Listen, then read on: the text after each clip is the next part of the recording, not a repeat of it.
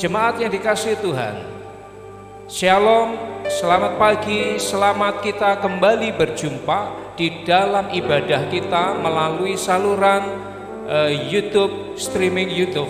Ya, puji Tuhan, oleh kemurahan Tuhan pagi hari ini kita dapat kembali bersekutu. Saya tetap berdoa buat Bapak Ibu sekalian. Bapak Ibu sekalian semua sehat. Bapak Ibu semuanya dalam perlindungan Tuhan, semua dalam pemeliharaan Tuhan yang ajaib. Puji Tuhan. Baik, pagi hari ini sekali lagi kita akan belajar kembali, ya, melanjutkan apa yang sudah menjadi bahasan kita sejak minggu-minggu yang sudah lewat.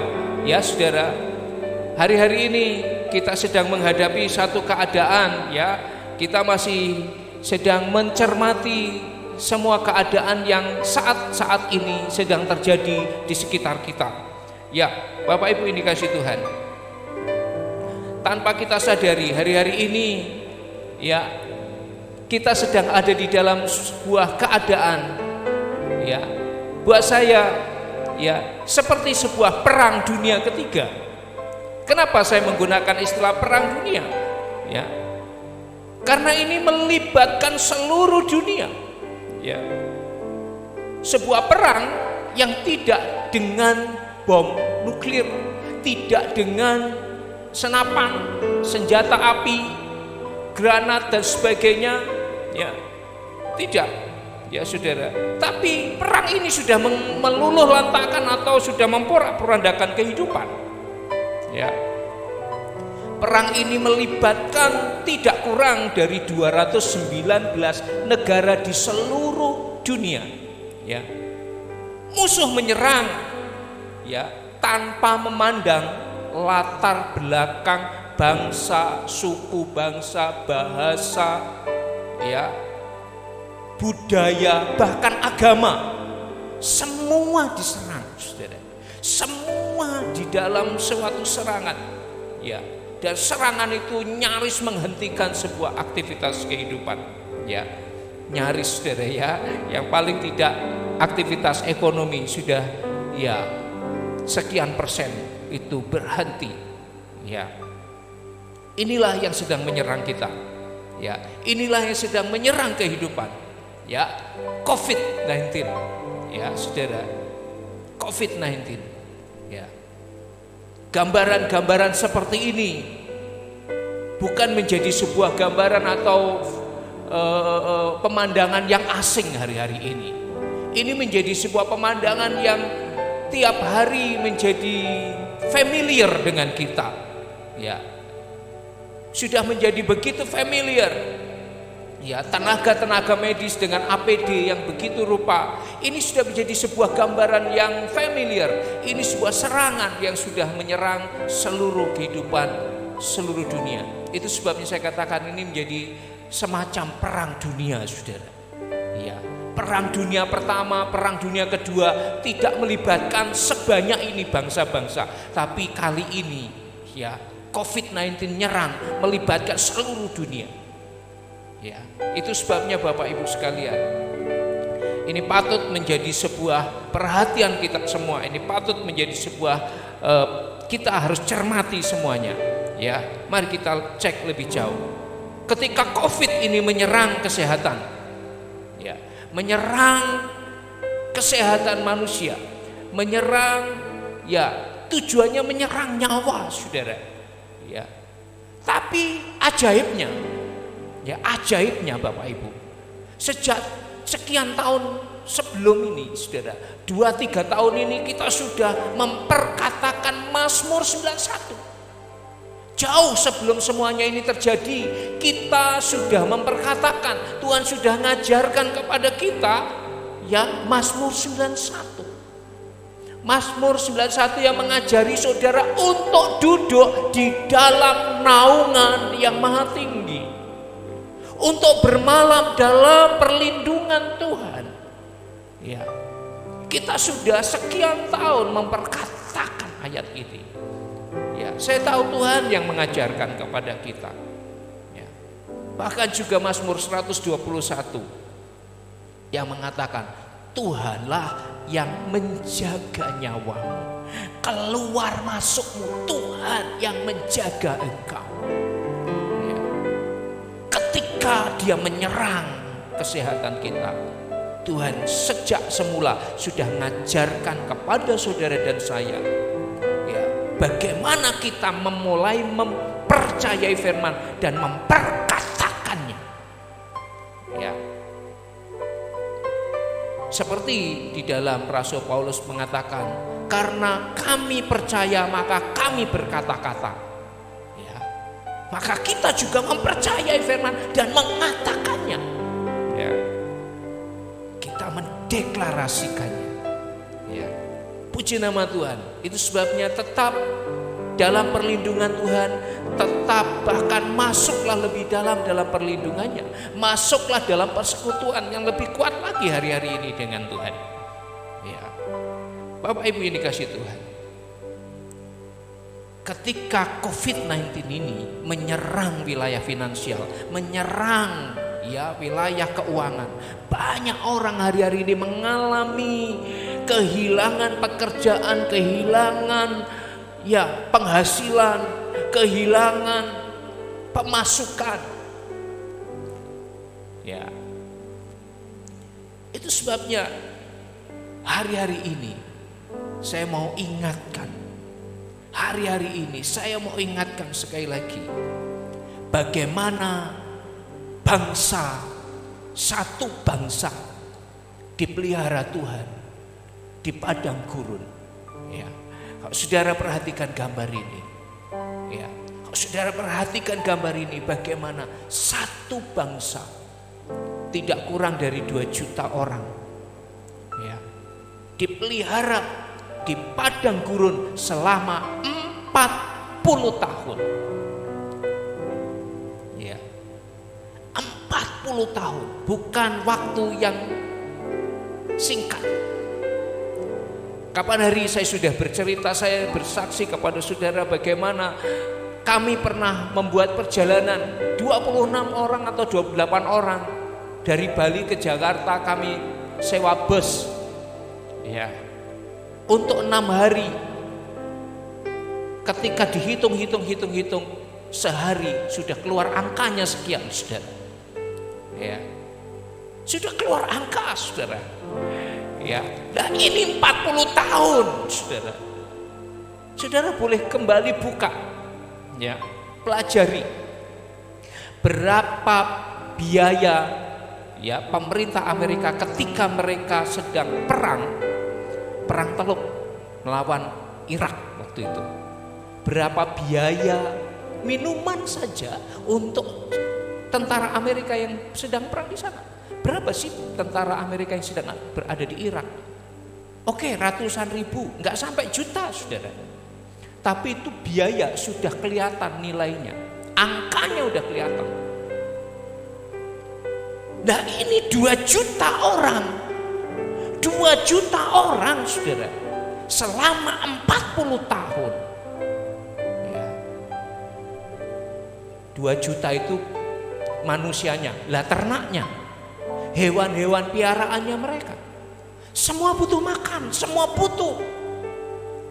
Ya, itu ada angkanya, saudara. Bukan tidak ada angkanya, tapi dialah Tuhan yang menyertai, dialah Tuhan yang memimpin. Itu sebabnya minggu yang lalu saya mengatakan kepada Bapak Ibu bahwa saya sepakat dengan doanya Rasul Paulus buat jemaat Efesus. Paulus berdoa, ya, semoga kiranya Tuhan, ya, Tuhan menjadikan mata hatimu terang, ya, supaya kamu tahu ada pengharapan apa di balik panggilanmu. Ya. Orang Israel dipanggil dari Mesir untuk pulang ke tanah perjanjian, dipelihara selama 40 tahun, Bapak Ibu. Itu di padang gurun, di negeri yang tiada tetaburannya dikatakan. Mereka tidak menanam, mereka tidak menabur, ya mereka juga tidak menuai, tapi mereka makan.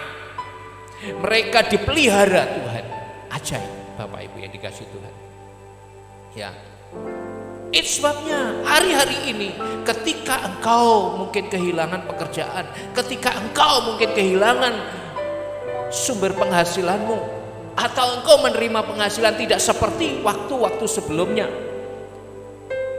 mari saya mengundang Bapak Ibu untuk bersama-sama sepakat dengan doanya Paulus, supaya mata hati kita dibuka, mata hati kita jadi terang, sehingga kita bisa melihat. Orang Israel, saudara, setiap hari harus melihat kepada tiang awan. Mereka harus terus memandang kepada tiang awan dan tiang api.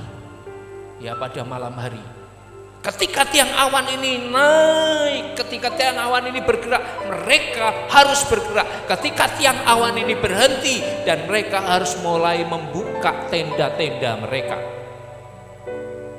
Tidak tahu berapa lama mereka ada di satu tempat, bisa sebulan, 2 bulan, 3 bulan, 4 bulan, setahun, saudara. Begitu tiang itu naik, mereka harus mulai bergerak, mereka harus berkemas. Hari-hari ini begitu dahsyatnya serangan COVID-19 ini terhadap wilayah finansial, tapi firman Tuhan mengajari kita, kebenaran mengajari kita apa? Ayo perhatikan, ya, siapa yang kamu sembah? Yang kamu sembah, yang kamu ikuti adalah Dia yang sudah membawa bangsa Israel dari Mesir 40 tahun di padang belantara, dan semua dipelihara. Tidak ada yang mati kelaparan. Saya mau kasih tahu saudara, orang Israel di padang gurun tidak ada yang mati kelaparan.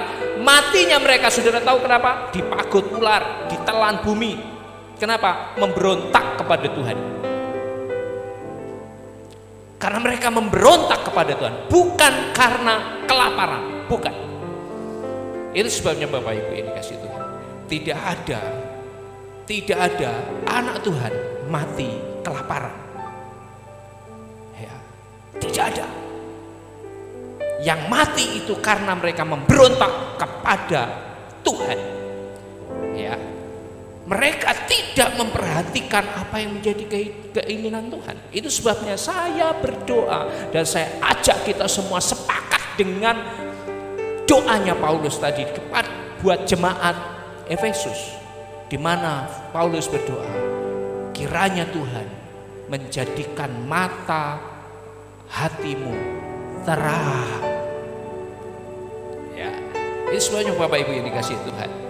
Ketika COVID-19 ya menyerang wilayah finansial, ayo hari-hari ini terus buat mata hatimu terang dalam persekutuanmu dengan Tuhan. Seperti Musa itu loh saudara. Ya. Musa itu naik ke gunung 40 hari 40 malam bersekutu dengan Tuhan. Turun dari gunung, orang melihat muka Musa itu silau karena bercahaya, saudara. Memancarkan cahaya. Saya mau ajak Bapak Ibu sekalian belajar dari situasi itu. Ya. Wajah Musa bercahaya karena bersekutu dengan Tuhan. Hari-hari ini kalau engkau memandang kepada Tuhan, hari-hari ini kalau engkau terus mengarahkan matamu kepada Tuhan, saya terlalu percaya Tuhan akan membuat mata hatimu menjadi terang dan menjadi terang. Tapi kalau engkau melihat terus kepada kesulitan yang ada, maka engkau akan habis. Kalau engkau terus menggerutu, kalau engkau terus mengeluh, kalau engkau terus, ya saudara, ya, maka itu semua akan menggerogoti kekuatanmu, menggerogoti imanmu, dan menjadikan engkau lemah dan tidak berdaya. Itu sebabnya Bapak Ibu, ayo arahkan mata kita kepada Tuhan. Dia Tuhan yang tidak pernah berubah dulu, sekarang dan sampai selama-lamanya. Ya, mari kita lihat lebih jauh. Ketika COVID-19 itu menyerang wilayah status sosial manusia. Manusia itu punya status sosial sebagai makhluk, ya, status sebagai makhluk sosial, maksud saya begitu saudara ya. Manusia itu ya adalah makhluk sosial. Tetapi COVID-19 menyerang akhirnya menjadikan satu negara harus lockdown. Ya. Tidak ada yang bisa masuk ke suatu negara ataupun tidak ada yang bisa keluar dari suatu negara. Diperkecil lagi sekarang ini, lockdown kota. Tidak ada yang bisa masuk ke kota dan tidak bisa keluar dari kota. Oke, Indonesia tidak menggunakan kata lockdown, saudara. Indonesia PSBB, kita bersyukur buat ya kebijakan pemerintah, tapi kita harus betul-betul tertib dan menjalankan hal itu. Karena hari ini saya buka chat dan saya terima data, saudara, ya jumlah penduduk yang terkena COVID-19 dan dilihat prosentasenya, negara A sekian persen, negara B sekian persen, kemudian sampai di Indonesia dari 170 sekian juta, ya sekian ribu kena COVID-19, ya dilihat prosentasenya ternyata 0,0002%, kalau nggak salah seperti itu. Kalau salah mohon dikoreksi. Ya. Jadi begitu kecil, tapi kita harus tetap fight. Itu toh sekalipun kecil, ya lockdown tetap terjadi atas negeri kita. Ya, sudah tidak ada penerbangan domestik maupun ya luar negeri yang buka, kecuali mungkin untuk alasan-alasan yang sifatnya sangat khusus. Ya. Kalau untuk komersil sudah tidak ada penerbangan komersil.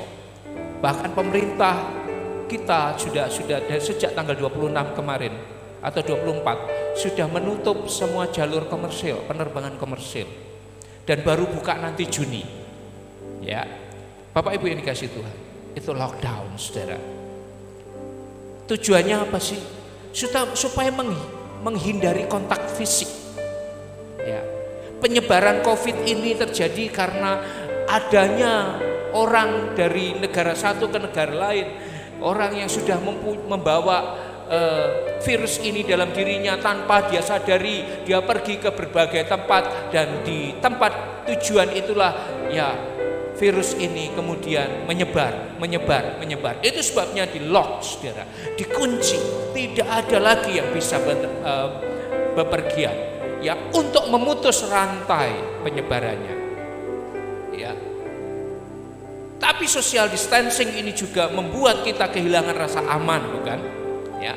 Kita kehilangan rasa aman terhadap sesama, lalu dikendalikan oleh rasa takut tertular, atau bahkan kita juga bisa jadi carrier atau yang membawa virus itu, menularkan.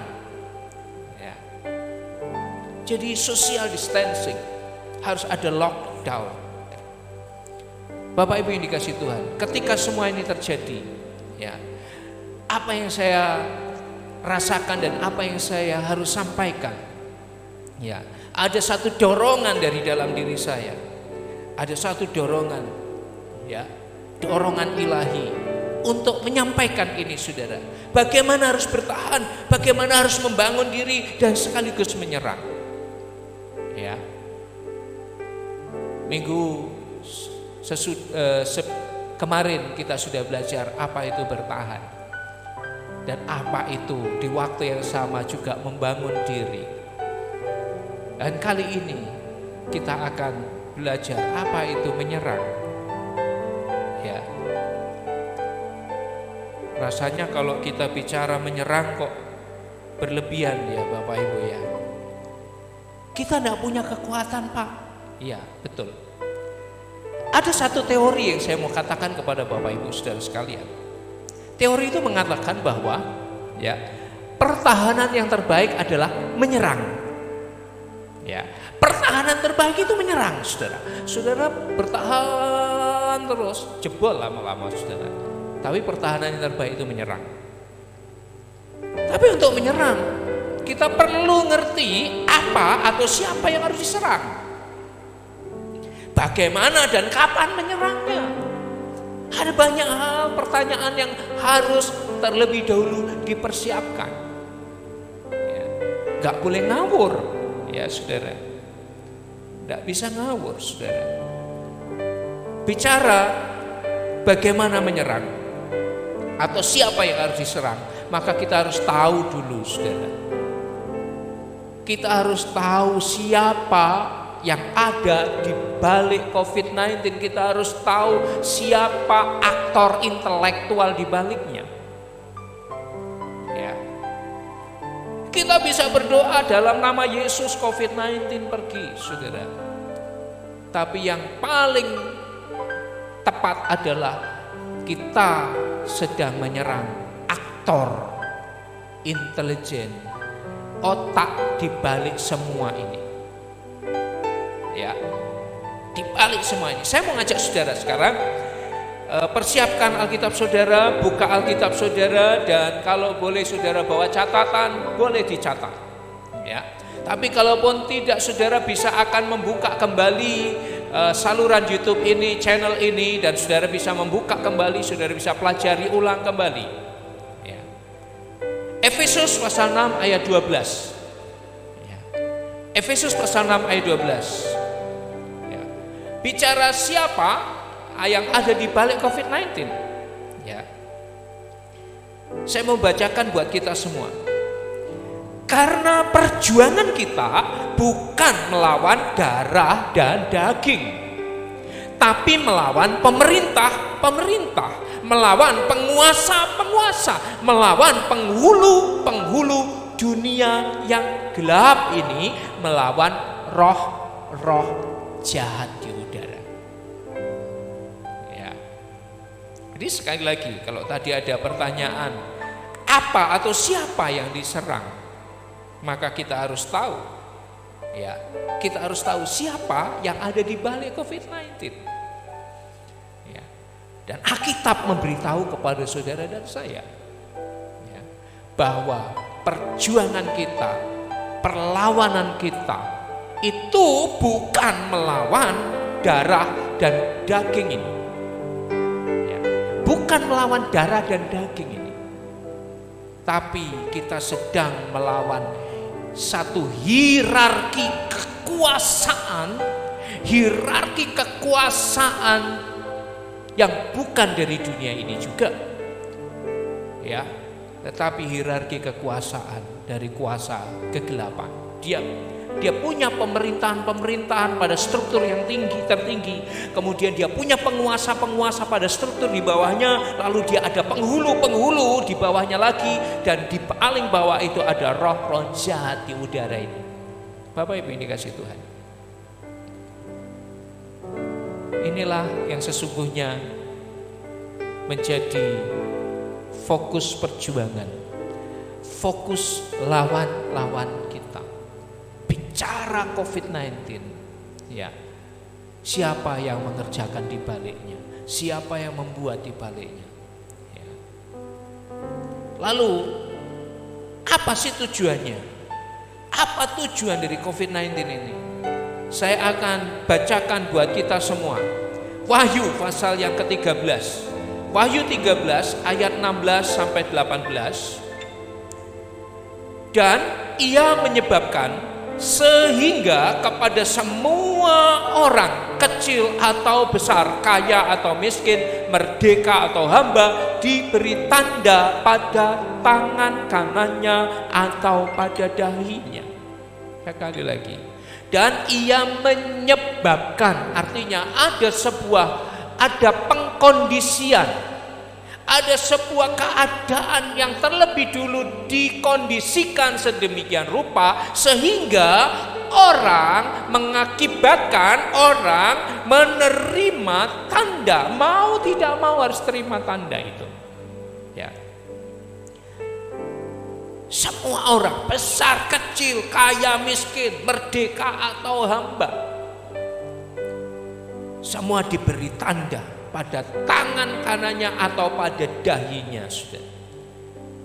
Ya, Bapak Ibu ini kasih Tuhan. Bukankah ini semua sedang dipersiapkan sedemikian rupa? ya, dengan berbagai motif di baliknya. Ya, terima, itu adalah catatan kesehatanmu. Ya, itu menunjukkan bahwa engkau tidak terkena COVID-19. Ya. Dan ayat 17, tujuan selanjutnya dikatakan, dan tidak seorang pun yang dapat membeli atau menjual selain daripada mereka yang memakai tanda itu, yaitu nama binatang itu atau bilangan namanya. Dan yang penting di sini adalah hikmat. Barang siapa yang bijaksana, baiklah ia menghitung bilangan binatang itu, karena bilangan itu adalah bilangan seorang manusia, dan bilangannya ialah 666 atau 666. Bapak Ibu sekalian, apa tujuan dari COVID-19 ini? Pertama, kita lihat bahwa dia akan menyebabkan setiap orang harus menerima tanda. Ya, tanda yang harus diterima setiap orang. Ya, kemudian dari tanda itu menentukan orang itu bisa menjalani hidup dalam tanda kutip normal, artinya dia bisa menjual, dia bisa membeli, ya, dia bisa buat transaksi. Ya. Dan bilangan itu adalah tentang angka dari satu pribadi, yaitu antikris atau 666. Ya. Jadi ini Bapak Ibu yang dikasih Tuhan. Ya. Kalau kita kembali tadi dikatakan siapa di balik COVID-19 dan apa tujuannya, maka demikianlah yang bisa kita lihat.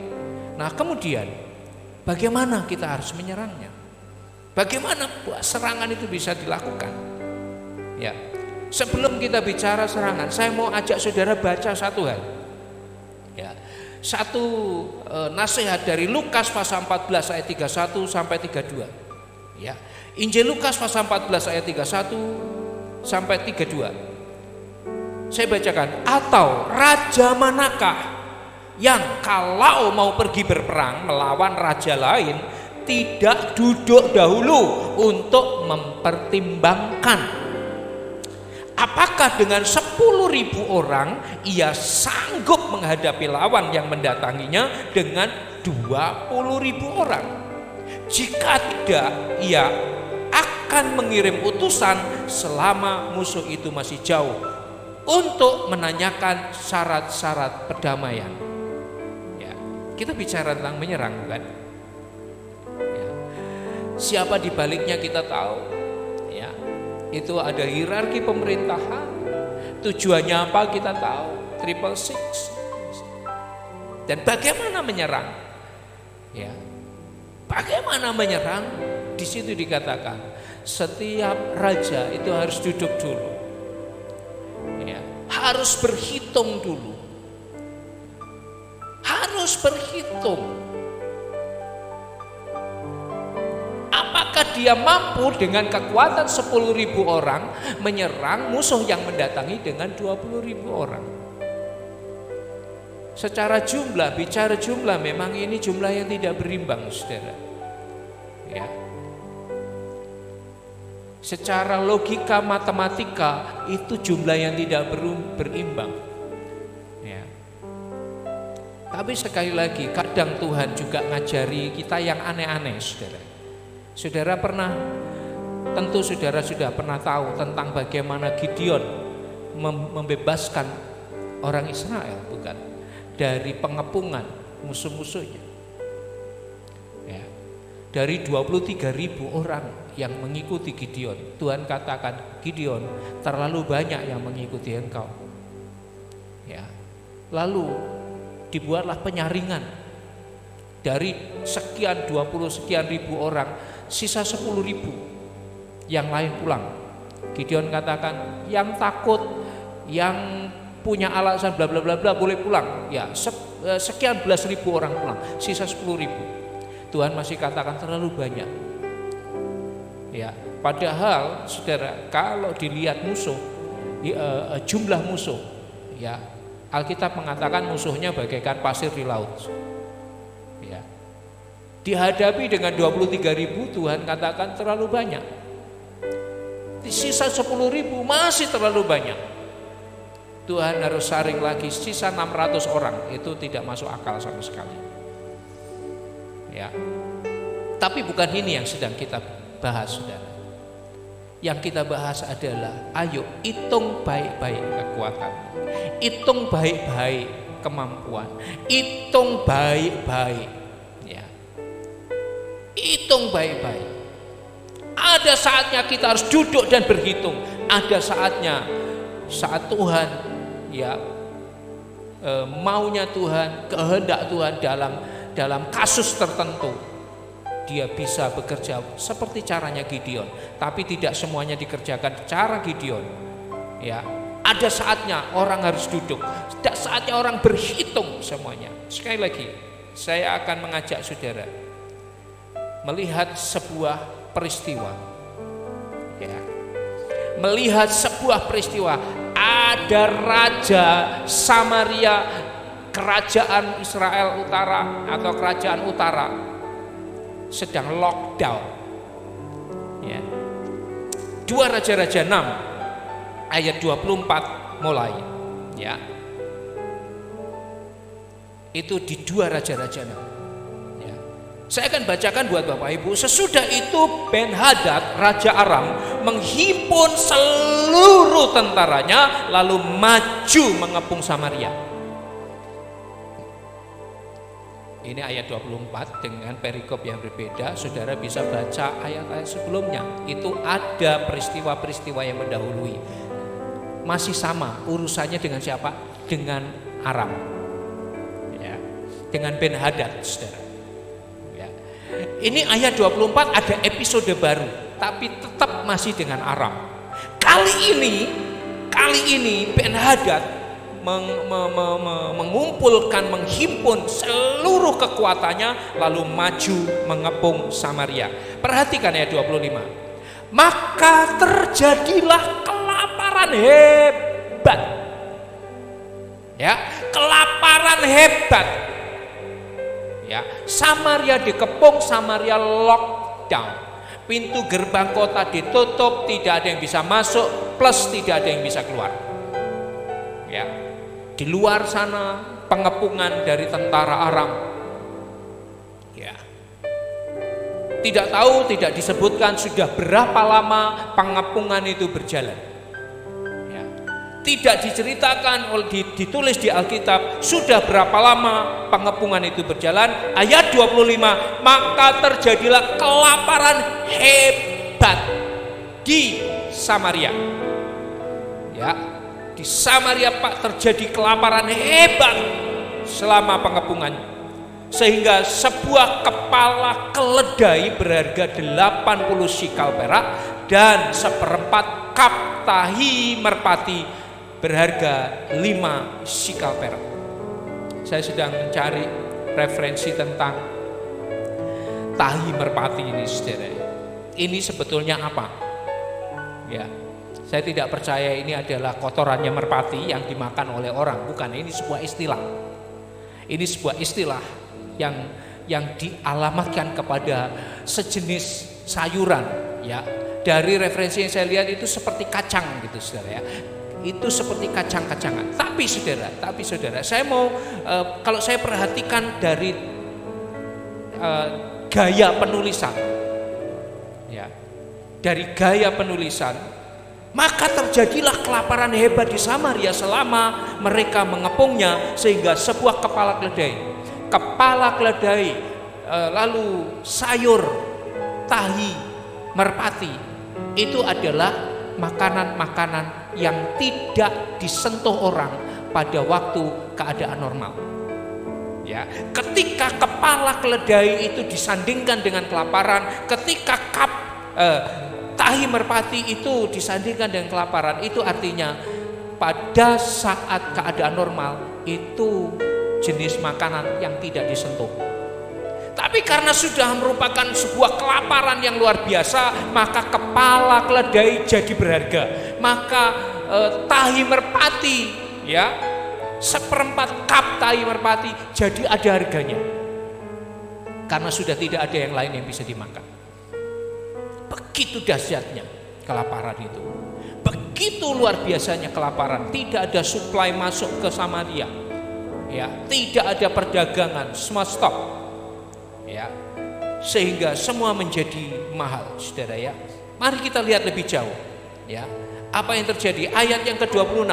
Suatu kali ketika Raja Israel berjalan di atas tembok, ya, datanglah seorang perempuan mengadukan halnya kepada raja sambil berseru, "Tolonglah ya tuanku raja."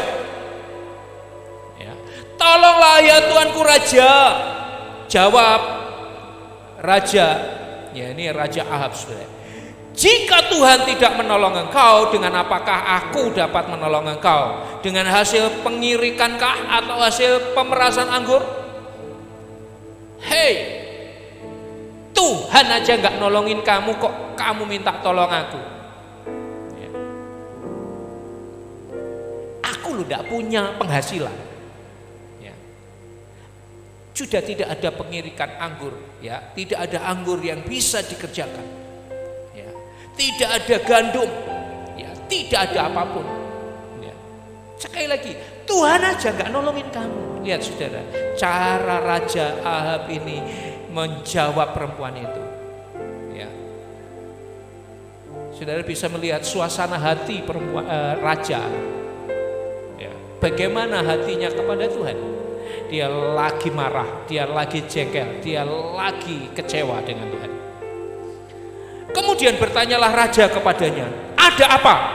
Jawab perempuan itu, ya ini ada datang dua perempuan kepada raja. "Perempuan ini berkata kepadaku, berilah anakmu laki-laki supaya kita makan dia pada hari ini dan besok kita akan makan anakku laki-laki." Saudara, coba bayangkan keadaan ini. Coba bayangkan keadaan ini. Suatu kelaparan yang mengakibatkan orang tua memasak anaknya. Saudara tahu keadaan model apa itu, saudara? Saya berdoa ini tidak terjadi dalam hidup kita. Saya berdoa ini tidak terjadi di negara kita. Saya berdoa tidak terjadi dimanapun dan tidak terulang dimanapun. Amin, saudara. Saya berdoa, ayo sama-sama, ya. Ini tidak akan terjadi. Tapi ini terjadi di Samaria, saudara. Ini terjadi di Samaria pada waktu Samaria lockdown. Kita sedang belajar bagaimana mengukur kekuatan kita untuk menyerang, ya. Tapi kita mau belajar dari situasi ini, ya. Ayat 29. "Jadi kami memasak anakku dan memakan dia, tetapi ketika aku berkata kepadanya pada hari berikutnya, berilah anakmu supaya kita makan dia, maka perempuan ini menyembunyikan anaknya." Wow, saudara, sekali lagi, sebuah keadaan yang mengerikan, ya, keadaan yang mengerikan akibat lockdown, saudara. Tapi kita sedang belajar tentang bagaimana mengukur suatu kekuatan untuk menyerang. Apa hubungannya dengan situasi ini? Saya mengajak saudara melihat lebih jauh. Ayat 30, tatkala raja mendengar perkataan perempuan itu, dikoyakkan pakaiannya, sedang ia berjalan di atas tembok. Kelihatanlah kepada orang banyak bahwa ia memakai kain kabung pada kulit tubuhnya. Kain kabung. Ya. Raja sedang menyatakan sebuah pengumuman perkabungan nasional. Berkabung. Ya. Ayat 31, lalu berkatalah raja, "Beginilah kiranya Allah menghukum aku, bahkan lebih daripada itu, jika masih tinggal kepala Elisa bin Safat di atas tubuhnya pada hari ini." Pelajari baik-baik, apa hubungannya Elisa dengan semua keadaan itu, sehingga semua keadaan itu kemudian ditimpakan kepada Elisa. Ini semua kesalahan Elisa. Elisa harus bertanggung jawab. Hari ini kepalanya harus dipotong. Saudara, apa? Ya, apa hubungannya dengan Elisa? Bapak Ibu dikasih Tuhan, renungkan kenapa raja itu murka dan kemudian mengatakan ini semua kesalahan Elisa. Dia harus bertanggung jawab. Semua keadaan buruk ini salahnya dia. Dia harus dipenggal hari ini. Renungkan baik-baik, apa hubungannya? Ya, makanya tadi di awal saya katakan, saudara baca perikop-perikop sebelum daripada perikop ini, saudara. Ya, sebelum perikop ini ada gerombolan-gerombolan Aram datang ke Samaria, ngerampok, nyuri, maling di Samaria. Sebetulnya keadaan itu sendiri sudah ngajari banyak hal. Kalau mata hati orang itu terbuka, saudara. Kenapa? Karena janji Tuhan mengatakan bahwa kalau engkau sungguh-sungguh mengikuti aku dengan segenap hatimu, mengasihi aku dengan segenap hatimu, dan melakukan dengan setia segala keputusan, segala firman dan yang kuajarkan, maka semua musuh dijauhkan, engkau dalam perlindungan, engkau diberkati dan engkau dipelihara. Demikian bukan? Tapi gerombolan Aram datang. Kenapa demikian, saudara? Ayo cek baik-baik siapa Raja Ahab. Cek baik-baik siapa dia, siapa istrinya. Isabel yang membuat hati Ahab sebagai raja tidak lurus kepada Tuhan. Ya.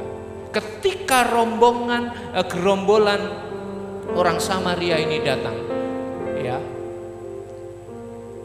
dan pada waktu itu, ya, bujangnya Elisa, ya, pagi-pagi bangun, dia terkejut, celaka tuanku, gerombolan orang-orang bersenjata mengelilingi, ya, kota, ya. Lalu Elisa katakan, ya, gak usah takut, ya, gak usah takut. Yang menyertai kita jauh lebih banyak daripada mereka.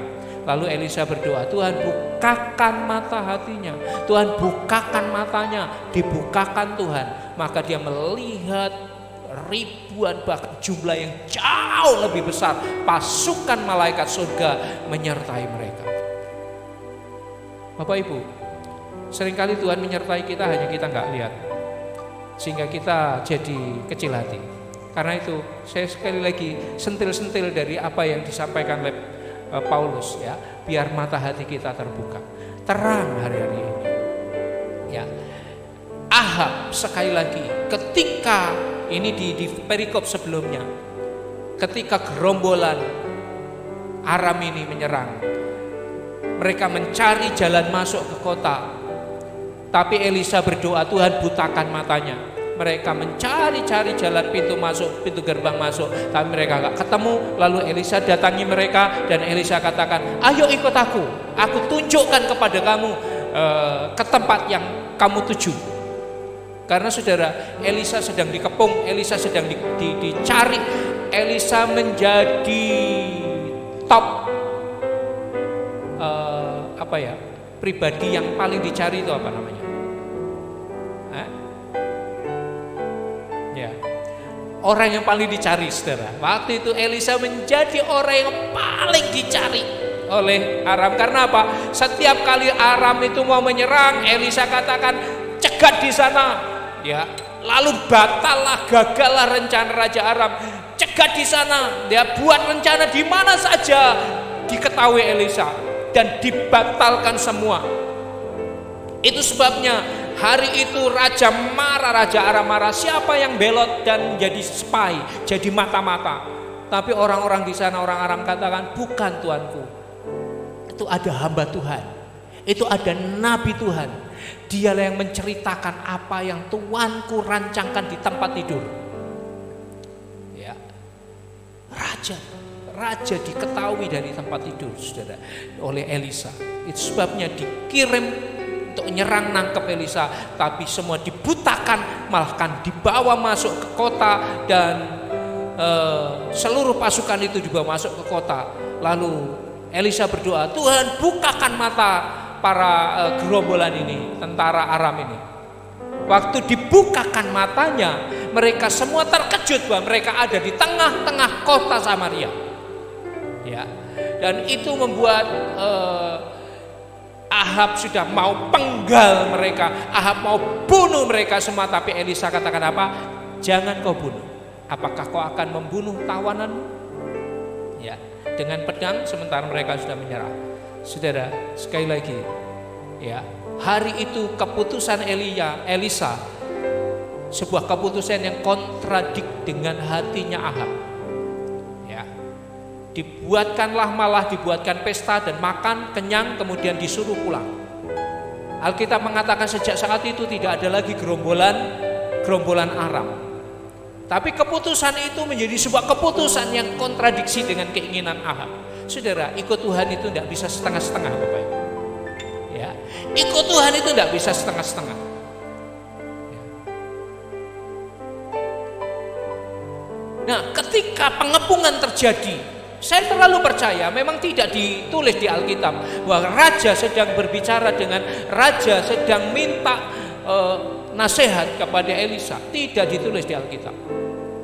Tapi begitu pengepungan itu makin kuat dan kelaparan makin hebat, yang disalahkan Elisa. Berarti banyak kebijakan itu lahir dari Elisa.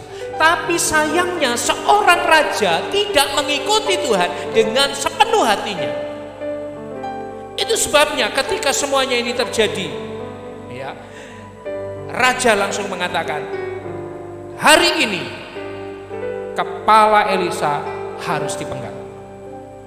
Adapun Elisa, ayat 32, adapun Elisa duduk di rumahnya dan para tua-tua duduk bersama-sama dia. Raja menyuruh seorang berjalan mendahulinya, tetapi sebelum suruhan itu sampai kepada Elisa, sekali lagi Elisa sudah berkata kepada para tua-tua itu, tahukah kamu bahwa si pembunuh itu menyuruh orang untuk memenggal kepalaku? Awas-awaslah apabila suruhan itu datang. Segeralah tutup pintu dan tahanlah supaya orang itu jangan masuk. Bukankah sudah kedengaran bunyi langkah tuannya di belakangnya? Bapak Ibu yang dikasih Tuhan. Ya. Sekali lagi, kita sedang ukur kekuatan. Tapi kekuatan kita itu, saya mau kasih tahu.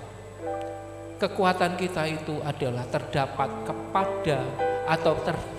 pada sejauh mana kita ngikut Tuhan, sejauh mana kita nurut sama Tuhan, sejauh mana kita mengikuti Tuhan. Bukan seperti Ahab, kondisinya sama lockdown.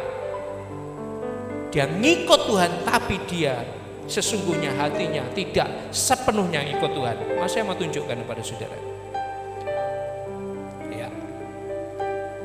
2 Raja-Raja 6 ayat 33. Ayat 33 ini ayat terakhir dari pasal 6, lalu disambung dengan pasal 7 ayat 1. Ya. Selagi ia berbicara dengan mereka, datanglah raja mendapatkan dia, berkatalah raja kepadanya, sesungguhnya apa sudah dikatakan di situ? Malapetaka ini adalah daripada Tuhan. Lihat sekali lagi. Ya, selebihnya, selanjutnya, selengkapnya. Mengapakah aku berharap kepada Tuhan lagi? Bapak Ibu yang dikasih Tuhan, lihat apa yang Ahab katakan. Malapetaka ini datangnya dari Tuhan. Untuk apa aku berharap lagi kepadanya? Ya, untuk apa? Jadi Elisa harus mati dan Ahab menyalahkan Tuhan. Lalu berkatalah Elisa, ayat 1 pasal 7. Ya. Pada saat Ahab mengatakan, malapetaka ini, kesulitan ini, persoalan ini datang. Tapi apa yang dikatakan Elisa? Dengarlah firman Tuhan. Jadi saya katakan, saudara, saat petaka datang, maka dengarlah firman Tuhan.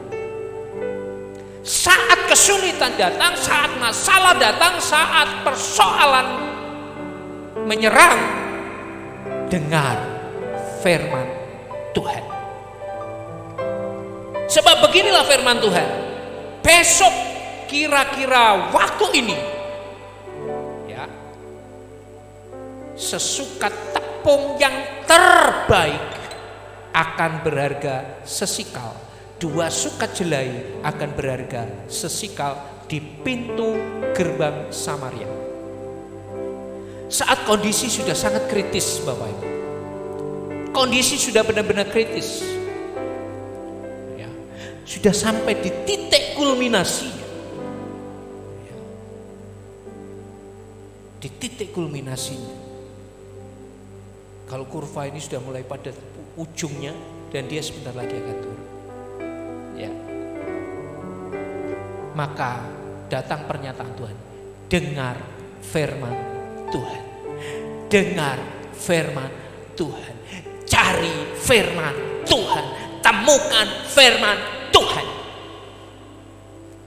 Ya. Temukan firman Tuhan. Besok kira-kira waktu ini sesukat tepung yang terbaik akan berharga sesikal dan 2 sukat jelai akan berharga sesikal di pintu gerbang Samaria. Bapak Ibu, saya tidak mengupas selanjutnya tentang kebenaran dari pernyataan Elisa ini. Ya, itu digenapi, saudara. Besok itu semua digenapi. Dan iya, demikian terjadi. Bahkan ajudan raja mengatakan, ya, dia tidak percaya. Dia memilih tidak percaya. Bapak Ibu, ajudan dari Raja Ahab sekali lagi memilih tidak percaya. Karena dia memilih tidak percaya, dia tidak menikmati. Ya. Kalau kita baca selanjutnya, itu dia hanya melihat, tapi dia tidak menikmati apapun. Karena apa? Raja menyuruh dia untuk menjaga pintu gerbang, dan orang Israel, orang-orang Samaria, Israel, dia keluar dari pintu gerbang karena perkemahan tentara Aram itu ditinggal begitu saja. Tuhan bekerja di luar yang mereka tahu, Tuhan bekerja di luar yang mereka bisa mengerti. Ya. Dan orang-orang tentara Aram itu lari begitu saja meninggalkan semuanya. Tapi sekali lagi, ya, ajudan raja seperti Elisa katakan, ya, kamu tidak percaya, kamu hanya akan melihat tapi kamu tidak akan menikmati apapun. Karena ajudan yang pada waktu itu ditugasi jaga pintu gerbang, karena semua orang Samaria lari keluar dari kota dan menuju ke tempat perkemahan, dia terinjak-injak oleh orang yang berhamburan keluar. Dia mati dengan mata terbelalak melihat tapi tidak menikmati apapun. Bapak Ibu ini kasih Tuhan, hari-hari ini kita sedang mengukur, ya, kekuatan kita. Sebetulnya di mana letak kekuatan kita? Ulangan pasal 6 ayat 4 sampai 6. Saya akan bacakan buat Bapak Ibu. Di manakah letak kekuatan? Ulangan 6 ayat 4 sampai 6. Dengarlah hai Israel, Tuhan Allah itu Allah, Tuhan itu Allah kita. Tuhan itu Esa. Ya, ayat 5. Kasihilah Tuhan Allahmu dengan segenap hatimu dan segenap jiwamu dan segenap kekuatanmu. Apa yang kuperintahkan kepadamu pada hari ini haruslah engkau perhatikan. Saudaraku yang dikasihi Tuhan, kita sedang ukur kekuatan kita. Kita sedang ukur, kita harus tahu betul. Ya. Pelajaran tadi memberikan sebuah pesan. Kalau engkau ikut Tuhan hari-hari ini, ikutlah Tuhan dengan segenap hatimu, dengan segenap jiwamu, dengan segenap akal budi dan kekuatan. Jangan seperti Raja Ahab. Ya. Jangan seperti dia. Ya. Mengikut Tuhan, iya, tapi setengah-setengah. Ya, setengah hati. Hanya setengah hati. Itu sebabnya pada bagian akhir dari pelajaran ini, ya, saya mau katakan kepada Bapak Ibu sekalian, hari-hari ini iman basa-basi, saya katakan iman basa-basi atau iman kaleng-kaleng, ya istilah anak-anak sekarang kan seperti itu ya saudara.